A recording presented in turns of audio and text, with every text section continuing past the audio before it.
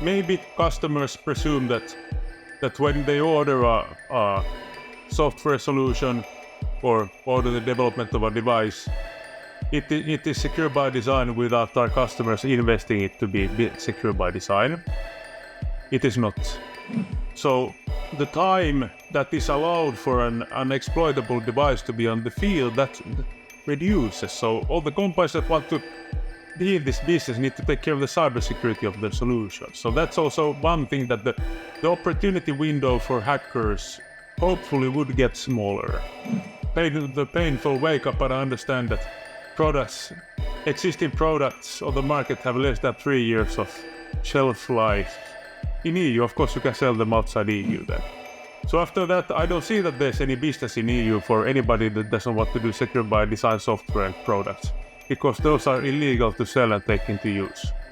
In this technology business, even big companies can have unexpectedly short lifetimes of their solutions.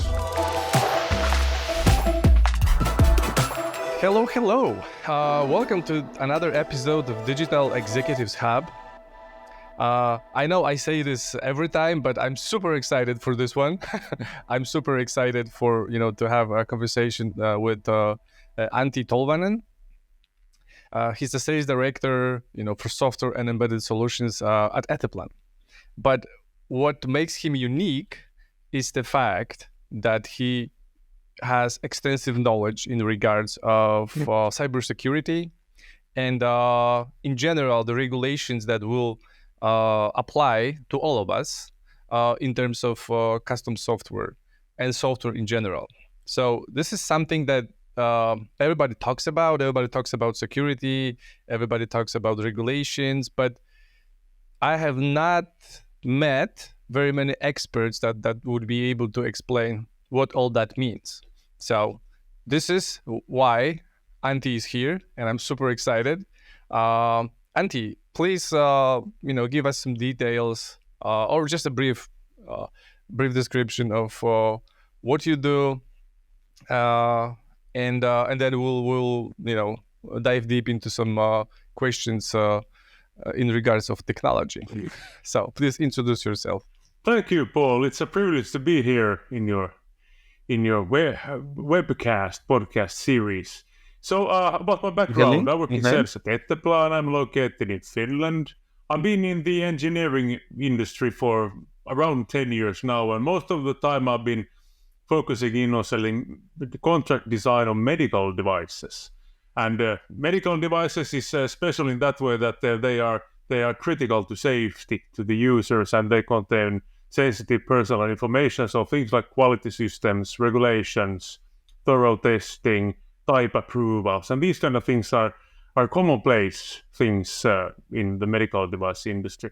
Then on the side of that, when I joined Etteplan in 2018, one of our colleagues, Jaakko Alapaavola, asked me to give a presentation at the Embedded Finland conference in 2019 about cybersecurity regulations.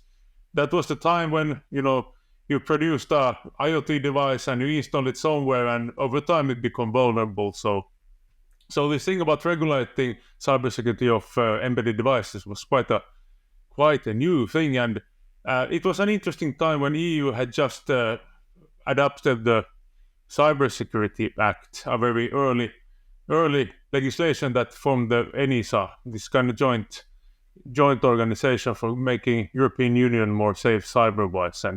But then concurrently, EU also started to renew its legislation quite widely related to cybersecurity and digital technologies. And then I found very interesting topics to talk to customers about, and it's just gonna drew me away. So I think this would be my first question, because we all understand cybersecurity, but you mentioned that it might be different for like embedded devices and for like custom software creation. Could you please elaborate on that? Yes.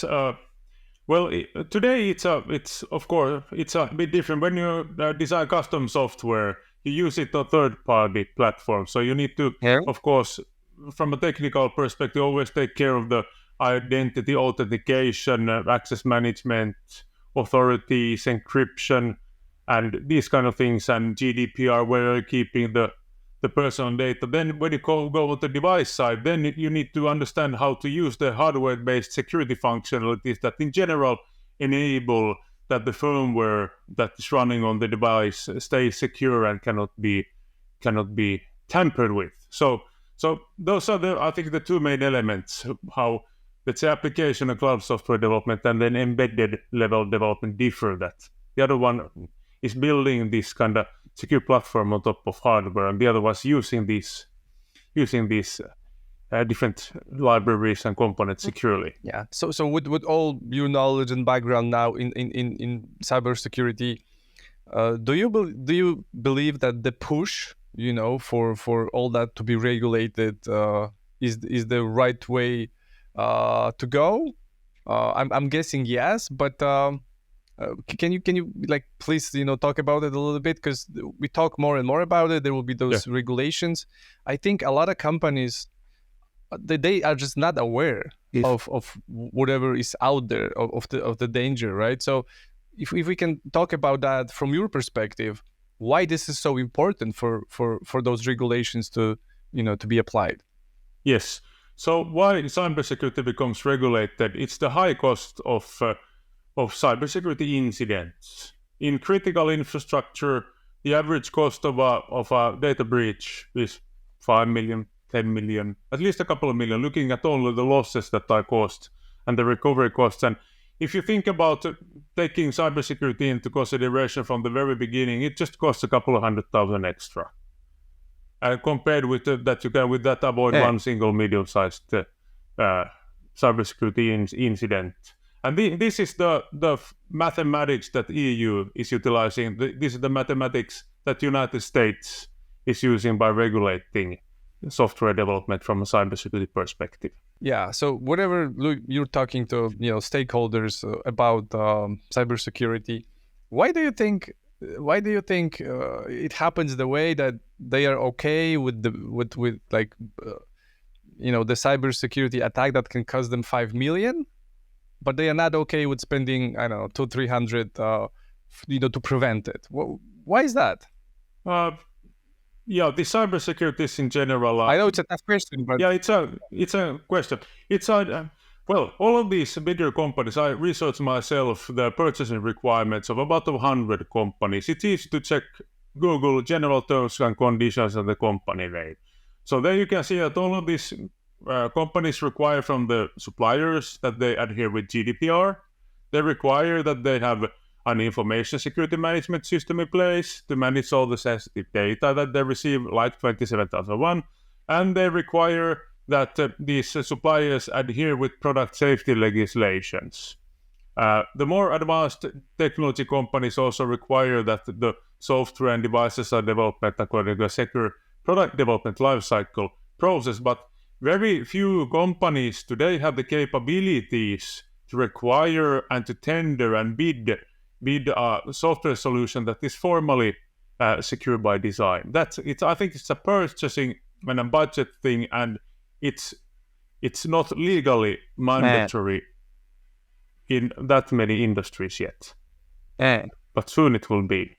It's not. Do you expect that will change in the future, and it will be obligation for all the companies to follow the regulation? Yes. So in EU, everybody that listens to this or sees this podcast, so it's very good to understand that in EU there will not be any loopholes in a few years to make any software development or any devices that are not secure by design. There's 3 legislations you need to know, but it's the new NIS2 directive that starts applying in all EU countries on 18th of October 24. Then there's the radio equipment directive that impacts all directly or indirectly internet connectable wireless IoT devices, and also all the point-to-point wearables and toys. That starts applying on 1st of August 25. And then there's the Cyber Resilience Act that plugs any loopholes, and it's expected to start applying in 27. So after that, I don't see that there's any business in EU for anybody that doesn't want to do secure by design software and products. because those are illegal to sell and take into use. I think that's good that we have those regulations. But I remember one of our conversations, and you mentioned that it's okay for big companies with big budgets to kind of follow those regulations, yes. But a lot of smaller players, smaller meaning like, I don't know, under 100 million euro in revenue or something, they do not have like, you know, the proper setup, the proper, you know, people to actually follow all the regulations. Is there anything like, let's say that there are, you know, people listening and watching us, and they wonder how do we apply all those? How can we be compliant if we don't have like access, you know, to all the information? Any kind of tips or advices that you could you know, share so it's easier to implement? Yeah, but the bigger companies have implemented product security organizations, which are responsible to make sure that the products and also, let's say, the operational technology that they use in their operations comply with legislation and are cybersecure. And these people typically also follow up on the legislations. Let's talk about IoT companies today. They know quite well the EMC requirements. They might have partners that follow in on this, let's say, the hardware, the electronics part of regulations, electrical safety. But now this is a regulation that is mainly related to software. And it's quite a new domain. Today, software is regulated mainly in avionics, medical devices, automotive, and these kind of industries. But in many others, it's a totally free ball game. And to have people that understand both software and have the time to read standards and interest to read standards and legislation. So those are the kind of people that will be needed. Do you see any, because we are, you know, both involved in the manufacturing industry. Do you see any differences for, you know, just a regular company and then manufacturing company in terms of cybersecurity? Yes, well, let's say manufacturing companies, I don't see any major difference. Of course, the bigger ones have formal requirements, but the main issue is still when let's say companies in general buy operational technology like equipment, software, devices that go into their manufacturing or the service operations. I think they quite rarely demand from their vendors that these are developed and maintained secure by design. That's the main thing. I have seen quite few requirements so far in that domain when they purchase systems. They of course need to employ requirements that are according to their information security management systems, but still to really enforce what they have even in their own management systems. That is something that I rarely see. Okay, and then you mentioned that the European Union, you know, will have those regulations, you know, by the end of next year, and we'll have to follow them. Yes. Are you like aware of how does that look like in outside of European Union? Let's say US. Are they following kind of the same regulations, or it's a different approach? Yes, in EU will have the tightest cybersecurity legislations on this planet. EU is regulating how entities, like organizations that are seen as important for the society, like, for example, all manufacturers of electrical equipment, all of chemicals industry, and all the digital infrastructure. EU regulates how these companies need to consider cybersecurity in the acquisition of all of their operational technology over the whole life cycle, when they buy or they develop, and their direct suppliers need to also have secure development procedures formally and information security management systems. On top of that, EU is also regulating how, when there are product companies that put software on the market or products that these need to be CE marked for cybersecurity. So EU regulates entities and EU regulates products. Now when we go to the US is doing this via mandatory purchasing requirements mainly. The only product group where I've seen that there are mandatory cybersecurity requirements is medical devices. Otherwise, they are not aiming to regulate products, but US did a pretty big trick for the vendor to the suppliers of the federal agencies or organizations that get federal money. So there was this executive order 14028 about 1.5 years ago, and it has today led, I think it was, about 1 year ago actually, they came this, let's say, more detailed requirements that they need to attest in 9 months that they comply with about 400 pages of NIST's cybersecurity guidances. So they made mandatory purchasing requirements for all these federal organizations and made it cybersecurity mandatory for the IT systems and products just in 9 months. And that's the way how they go. So the next big step would be that the Critical Infrastructure Security Agency would enforce something all the manufacturing companies. So then the scope of critical infrastructure EU and US would be the same. But it might be enough already that the federal agencies are regulated, because all of these vendors that serve federal agencies will lift the security posture of their products, and when they sell to private companies, they will have this cybersecurity advantage. But that's the main difference between EU and US. So in US, it's via purchasing requirements that become mandatory. Okay. And then I'm guessing that you are aware of so many misconceptions about cybersecurity. Are there like 2, 3, 4 misconceptions that people think that they are true, but then you with your experience can say no, this is sometimes people think that something is true because they heard it in the media or just they somebody told them they were watching a YouTube channel or something and they heard that. Are there any misconceptions that are out there that you could help us understand and maybe say that they are not that they are not what they seem to be? Yeah. Well, the first, we're in the engineering and technology services industry, so of course in our part it is maybe customers presume that when they order a software solution or order the development of a device, it is secure by design without our customers investing it to be secure by design. It is not.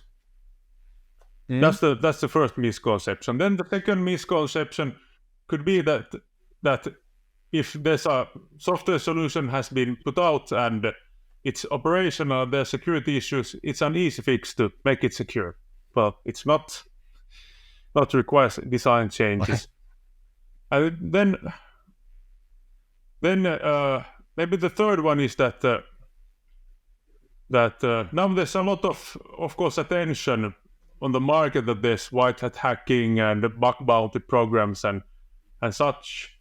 These are just inputs for the R&D organizations that these could maybe solve things, that there's a lot of penetration testing and such. But it needs to be implemented into the development team, that security is taken in from the very beginning. But those are maybe some of the misconceptions. And then maybe the fourth one is that maybe the key elements in getting secure by design products, the capabilities, you need to have people who know to implement the security requirements and technical security functionalities. You need to have this expertise. But then you also need to have a process. And especially in Agile software development, this concept of bringing in a bit more waterfall process on top of the Agile, that is something that people don't maybe know about it. The going purely Agile does not lead to secure software and secure products.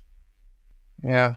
Okay. Great. Thank you. And then I think I'd like to go into a little a different direction now, because I'm super interested in this medical devices. Yes. And I'm super interested how cybersecurity works for medical devices. We all know Apple Watch that can do whatever things, but what would be the cybersecurity differences for devices like Apple Watch and then devices that are like class 1 medical devices? Like what would be the difference in terms of cybersecurity? Yeah, well, the Apple Watch might even be a medical device nowadays. I don't remember how it was.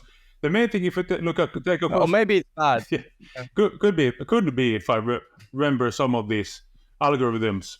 But if you look at a consumer wearable and a medical device wearable, the main difference is that this medical device wearable might need to go through a third-party type approval, and then somebody would actually review and evaluate that you have done this secure product development life cycle, and you have mitigated the cybersecurity risk by technical mitigations or mitigations in the use instructions and these kind of things.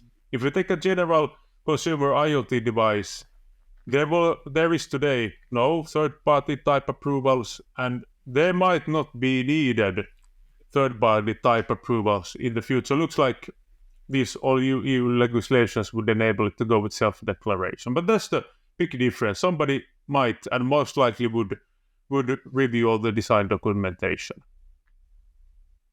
And of course, then you wouldn't be able to make it to the market if you haven't done things properly.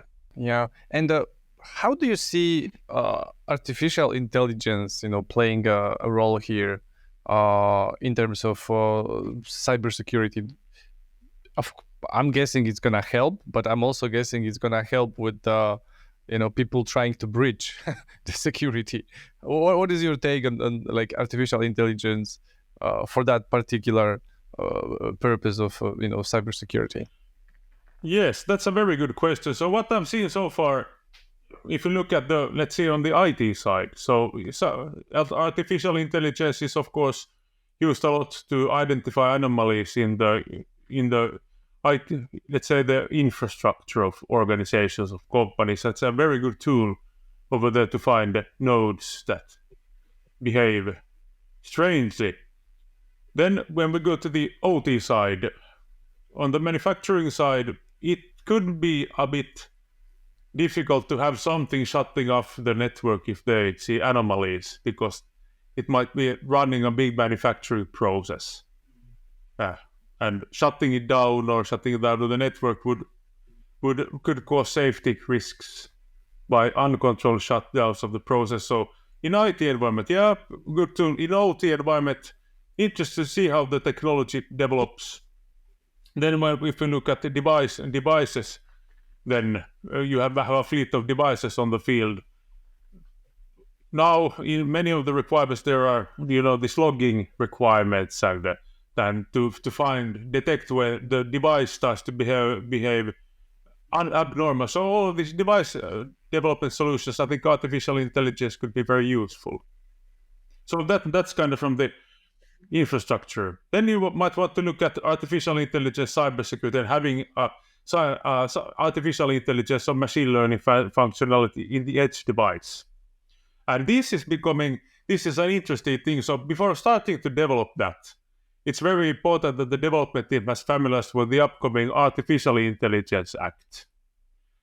Because if this artificial intelligence application on an edge device can cause harm on people, and this type of device is such that it might need to undergo a third-party type approval, there's going to be huge quality system requirements required for developing that artificial intelligence applications. Very heavy, extremely heavy, with all kind of dedicated methods for the cybersecurity testing and keeping the training and test data also intact. So, very interesting angle to understand that's becoming regulated. Yeah, and then how do you see, with all those changes, and how do you see cybersecurity evolves within the next 3 to 5 years, or maybe 1 to 3 years, because I don't know what's going to happen in 5 years. But what is the direction that those changes are going toward? Or do you see any patterns? Well, of course, via this regulation, the big hope is that devices and software applications are secure by design, and it becomes harder for criminals and state actors to penetrate the devices and get hold of operational and personal data and disturb operations and so on. So that's the main objective. Let's hope when the secure by design becomes mandatory, that the process needs to be followed and technical requirements and because processes exist for quality. So we hope that the quantity of cybersecurity incidents would go down. Of course, then these criminals, in that case, of course, their technological skills and other things also develop. And so it's a steady thing, but the big hope is, of course, that the devices and software applications become more safe and secure to use, and the quantity of incidents reduces. But isn't it like, that the cybersecurity experts will have access to, more advanced technology, but also the hackers will have access to that more advanced technology. Yes. So it's kind of, balance this battle between them, right? Because both parties can use more advanced technology at any stage of that battle between good and bad. Yes. Well, one big change is that all the companies need to also all the time take care of the, let's say, removing vulnerabilities or addressing vulnerabilities in the digital services that they offer, and also the devices that are on the field. So the time that is allowed for an unexploitable device to be on the field, that reduces. So all the companies that want to be in this business need to take care of the cybersecurity of the solution. So that's also one thing, that the opportunity window for hackers hopefully would get smaller. Yeah, great. And then if you could kind of provide us with like a process for the digital executives out there, CEOs, plant managers, just people that are thinking about cybersecurity, but they have no idea how to start. Let's say that I'm the CEO of whatever company, and I come to you, I like set up a video call, and then I don't know what to do. I don't know where to start. How would you help me understand the bottlenecks of my organization? Like what kind of questions do you ask so the stakeholder understands that they actually need to be investing money in cybersecurity? Yeah, here is a very good case example of the art of market shaping. This has been researched quite extensively in market research and academia. So the biggest leverage for market disruption is regulation, something that becomes mandatory, and that shapes markets. So now we have an unavoidable market shaping that comes in via regulation, and it will impact all the organizations and companies that want to act lawfully and be also involved in the biggest supply chains in industry, and not just work with small companies and organizations. So the first step is to of course, it's the strategy process to understand that this regulatory change is coming. And now when the software plays a much bigger role in all companies' operations, to understand that this cybersecurity regulation will impact the whole IT infrastructure and supply chain of the company, and also the market. Then it's important to understand how that impacts. For example, at Etteplan, we do devices, and we do digital services, and we also provide production solution to our customers now. Now when our customers, we need to require from the direct suppliers that they have information security management and secure development procedures. If Etteplan wouldn't have invested into ISO 27001 certification and IEC 6244341 secure product development lifecycle certification, we might have not been compliant with NIS2 requirements. So and then we would have, maybe when our customers start to enforce their purchasing requirements because they have to legally enforce, we wouldn't be able to sell projects, but we would need to limit us to selling consultants. Now we can continue consulting business in project business and continuous services and work according to our process. So I think that Etteplan has now a good competitive advantage versus smaller software companies that don't have the financial means to put their management systems in place, and they don't have a process. Yeah, so this kind of strategical change, that is the main thing, and understand, and then of course make plans of the investments that are needed, understand how this regulatory change will impact sales and also supply chain, and start putting the management systems in place and training people, and then of course developing new compliant products and services. Yeah. So you mentioned this ISO standard 2000. What was 27001. 27001. What is that all about? That's because I hear that this is becoming more and more like a popular topic. The big organizations all over the world, they are either following this certification already, or they are on their way, because I think it's because of the cybersecurity regulations that you mentioned at the beginning of this episode, that they all know that by the end of next year they have to be compliant with that ISO 27001. 27001. Yeah. What are like the main requirements for that certification? Yes. So in this management system, I'm not an expert in that, but to kind of the picture that I've got there, that the company needs to have a management system to mitigate the, let's say, the information security risks, cybersecurity risks that they face in the particular operations, and of course it covers the security of information systems, the security of the physical facilities, and also of the employees and the people. So there's many different aspects in this.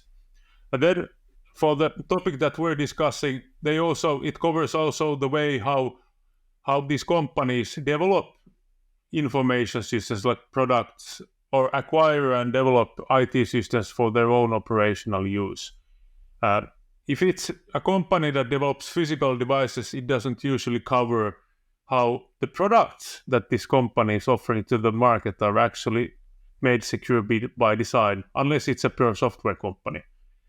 So this is the gap, that this ISO 27001 does not cover how this company develops physical devices to the market. It could cover how they develop their, let's say, digital services. Okay. And then looking at the constant development of technology, do you think that the rise of 5G technology can have an impact on security of like embedded systems and IoT devices? Like, do you think that would be easier to breach, or like I don't really know that this the relationship between the technology and I mean between security and 5G technology. Is there anything there to pay attention to? Yeah, well, in the 5G, it's of course the thing that big manufacturing sites can get their dedicated private cellular networks with high speeds and latencies, and not to be relying on the public cellular network, and they can stop using Wi-Fi. That's one of the use cases, and that's clearly one thing that brings in a bit of more security. They have control over the network itself. Then the second use case is in the 5G standard. I remember there's this narrowband IoT also, though in the standard, that how you can develop low power consumption devices for sensors, have them several years moving around in a country or in an area, and being able to enable new kind of use cases there for low power devices also. So I think those are the two takeaways related to 5G that I can see. And then of course 5G technologies, EU is developing a certification scheme for those products also. They are limiting, or they are blocking some of the vendors from the European markets also. So 5G technologies and geopolitical situation is also being addressed by regulators.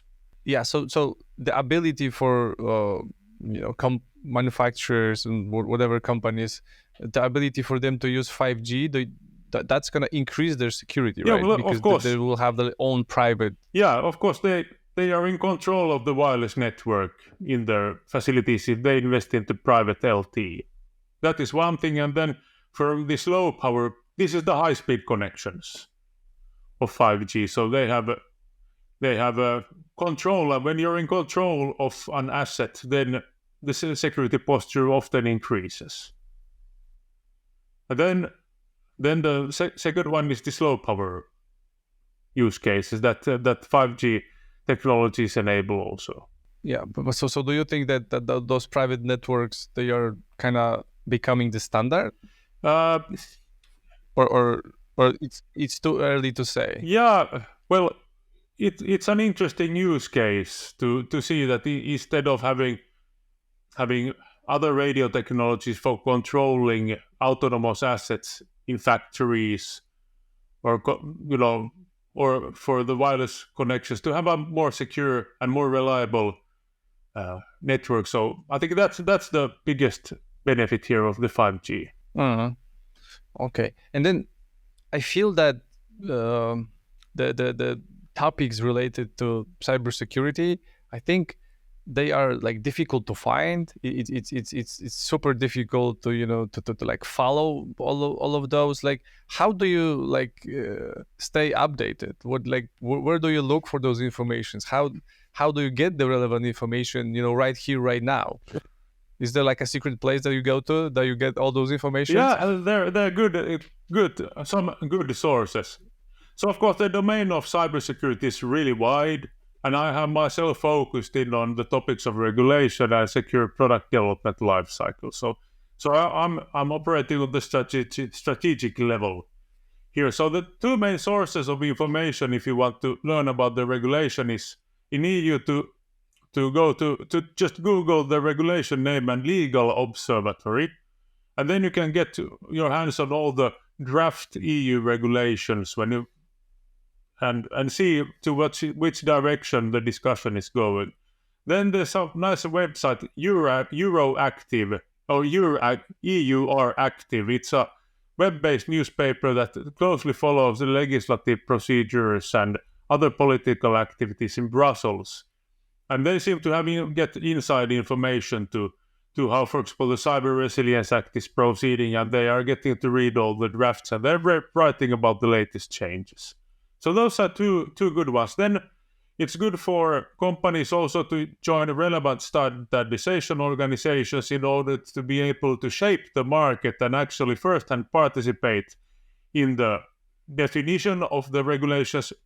One common misconception is also it's politicians that define these regulations, but they are only the ones that comment and approve, but there's a strong company involvement. It's businesses in EU that actually strongly shape the regulations, and it's the businesses in EU that actually define the standards. It's not politicians. That to that extent that is expect. But these two sources, those are the main ones, and then of course joining the standardization effort. Thank you, because it's difficult to find reliable sources, and by sharing those, I believe people that are listening or watching, they can take your advice on that and figure it out on their own and learn a little more about cybersecurity. And then, as you are a sales director, I always like to ask about. I would like to ask this one question: how do you sell technology? If you're selling a car, then it's easy. You can test drive it, you can figure out if you like it, easy. But if you're selling technology, you're basically selling something that is invisible, right? So like whenever you're talking to potential clients, and you have to kind of explain the benefits of like cybersecurity that they can implement, and that will prevent them from maybe losing 5 million after the cyber attack. But there's it's not tangible for them, right? How does that conversation look like when you're talking about the invisible thing that you're selling? Yeah, general technology, I think that it's the credibility and technical expertise and business expertise of the people that are selling as a team. This is a multidisciplinary art, the sales of digital solutions. And I think to build the trust with the customer, to go, for example, with Etteplan as a partner, requires, of course, that they can trust that all the people that would be involved in developing this have a high level of expertise, and they get the confidence that this solution can be credibly delivered, and that they get the best value for money by taking these things. At Etteplan, we're into customized software and solutions, and we provide product development. And of course, there's many technical risks involved, and let's say the work effort cannot always be estimated if there are technical risks and such. So then it's very important that the customer understands that they get the best bang for buck. that it's a very effective team that is able to address any issues that are found. That's one thing. Then if you think about going to cybersecurity side, so building the understanding in people about this kind of topic of cybersecurity, how this market disruption will impact business, it takes a long time. And this, like Etteplan and the other companies that have now embarked on the secure by design journey, have implemented the process, are training the people, and have started developing the first products or digital services using this kind of process. The process takes many years to get everything in place, so it doesn't happen overnight. Do some of the potential customers, they think that can happen over the night, or? Well, it can happen overnight if you select a partner like Etteplan that is capable to do this secure by design software and device development, and we're aware of how these things are going, and we have a good partner network also to rely on. So then you can get this. But then if a company needs to change direction in the strategy, in the product portfolio, they are maybe do not understand that the radio equipment directive is actually making it illegal to sell today's wireless IoT devices in EU. If they're in denial about that, or they don't know, it's a very painful journey to realize, and it takes a long time to really wake up, the painful wake up, and understand that existing products on the market have less than 3 years of shelf life. In EU, of course, you can sell them outside EU then. Yeah, then it looks like the EU is super careful. Oh, sorry, 2 years. It's already 23 now. Okay. 2 years. Yeah. So if we were to kind of sum it up, this episode, and what would be the 3 things that you would recommend for every business owner, CEO, cybersecurity director to think of, like in the next year or 2? What would that be? What do you think would be maybe some actions that they need to take? Maybe they have to consider some hardware or software upgrades to their infrastructure, like the 3 things that you would like to see be implemented in every single company out there that would provide the highest ROI on the investment. What would that be? Well, the first part, of course, on executive level is on leadership organizations to understand that cybersecurity of all devices and software will be regulated, and that impacts, and it also impacts the way how these companies permitted to continue selling their products. They need to become compliant. Also, the digital services, it impacts the supply chain. So that this market chain disruption is real and true, and it needs to be taken into consideration in the strategy work. Well, then the low-hanging fruits is that I have difficulty to see that companies can continue operating without having the management systems in place due to these supply chain requirements that come in. So get your information security management system in shape, get your quality management system in shape, so you have the possibility to do things according to a process. You can invent what kind of process fits your culture, but remember to have the secure software or product development lifecycle on top of that. Then you should be in quite good shape to go forwards. You have the let's say the strategic direction and the budgets. You have the management system, and then you need to get people trained, and of course the most effective training is hands-on in projects. Start developing new offerings, and also get the salespeople to verify from the market that these new kind of offerings are needed, to understand that there's also this market demand. So it's a little bit of a transformational offering level. Yeah, and then let's say that I'm taking your advice and then I'm considering different options on the market, right? And I'm considering there are a lot of salespeople, selling different kind of security, right? Different kind of systems for the cybersecurity. What 2 to 3 questions would you ask that salesperson to verify if that solution that they are providing is actually good for us? Yeah, that's is it okay? Good question. Kind of question? Yeah. If I skip kind of IT security, I go into a vendor. So of course, if I would select a software partner, so I would start by asking that what kind of secure development lifecycle are you following? Okay. What is that exactly, the cybersecurity cycle? Yeah. So a secure development lifecycle, it's a risk-based approach that you apply. It started, I think, in one of the first approaches was by Microsoft. They developed this Microsoft SDL, and quite concurrently on industrial control system side, they was started the development of the IEC 6244341 standard for industrial control system cybersecurity.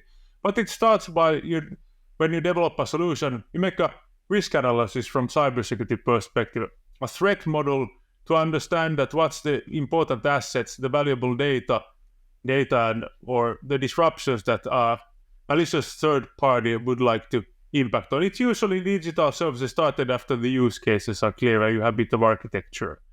And then you find the risks, then you analyze how these impact, do they have, can they harm people or assets or privacy impact, then you decide how you want to mitigate these. So it's a risk-based development process, pretty similar to like in R&D we have this functional safety process, but you just add a risk analysis from a cybersecurity perspective. You define security requirements that you intend to fulfill. Then you develop, you describe how you develop, you have implemented this product and make some secure coding standards that commonly agreed rules on how the code shall be developed. And then on the other side, you verify all of this. So you make test plans, and at least you make a penetration testing of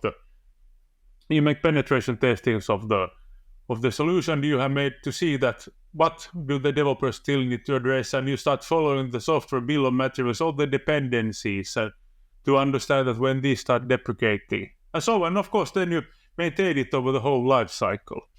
Yeah, that makes a lot of sense.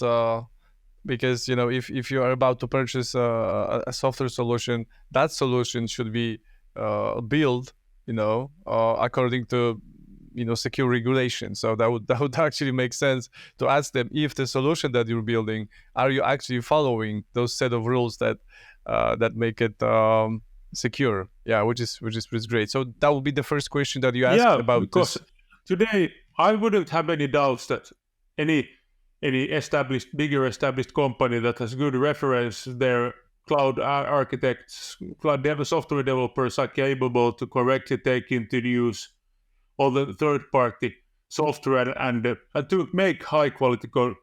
I imagine that all the companies should be able to do that, because there are these things work and people have common sense and so on.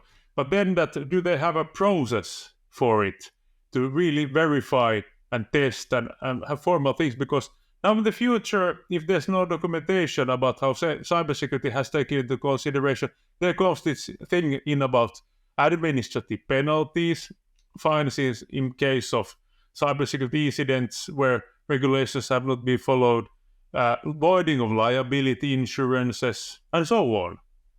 And even, if you have physical devices and you have not documented that there's this new liability directive which makes it the liability of the device manufacturer, and of course if there's software, that if somebody gets a medically proven psychological harm from this solution, so that, and this manufacturer has not followed European cybersecurity requirements that are in safety legislations, so it's automatically the manufacturer's fault, or the integrator's fault, or who it is. So that's why have the paper trail in shape, and it will save a lot of money also. Okay, and anything else that we should pay attention to whenever purchasing cybersecurity solutions? Anything else comes to mind? Yeah, well, here with cybersecurity solutions, of course, I'm referring to secure by design products, of course. Then I'm not that much involved in, let's say, IT security and how to make sure that your IT network stays secure. But it's, of course, the credibility of the vendor, and will this vendor be around in a few years, and will the product be available? So that's, of course, one important thing also, that in this technology business, even big companies can have unexpectedly short lifetimes of their solutions. Yeah, the vendor selection part, really interests me. We're not gonna go into this today, but if you can make rational decision, based on some kind of data, if you can verify the partner and the vendor, I think you're saving tons of money and time and stress that is usually involved in that. So, but it's super difficult, to kind of help companies, decide what vendor will be best for them, because there's hundreds or thousands of vendors, and they all say they are the best. But I think that will be like an episode that will be only dedicated, to talking about how to choose the right vendor when you're purchasing IT solution that helps with cybersecurity. So, is there anything that we didn't talk about today, and you feel like you wanted to talk about? Like anything that I haven't asked about yet? No, I think we touched everything. We touched the regulatory landscape in EU. We touched US. We talked about the technical skills of people. We talked about the secure product development life cycle also. And we talked about that it's unavoidable that this becomes mandatory by law. So I think we have pretty much touched everything, and it's been a real privilege to be here as your guest. Thanks for all the good questions. It's been a privilege to learn from you. I still feel that we maybe talked about different aspects, but by talking to you, I realize this is like with every single industry. The more you know, the more you realize you really don't know much about the topic. So I know we just scratched the surface for this one. So maybe for the future reference, we might have an episode that is kind of dedicated, to one of the aspects that we are talking about today, but talking about it in more details, because I'm actually interested now in I have a different perspective on cybersecurity now, and then I believe that if we meet again, I would have better questions that would be maybe related to one specific area or domain, and then I think we might do that if you're up for it. So yeah, of course. Yeah, that would be like this episode would be kind of general, and then we could dive deeper into one specific area and stay there for the whole episode. That would be super interesting. So thank you very much. I have learned so much today, and I realized I need to learn more because I don't know that much. But for all the people like watching or listening to it, if they have any questions, please like, comment, or contact Antti directly. I'm guessing he will be happy, to help you with your cybersecurity journey.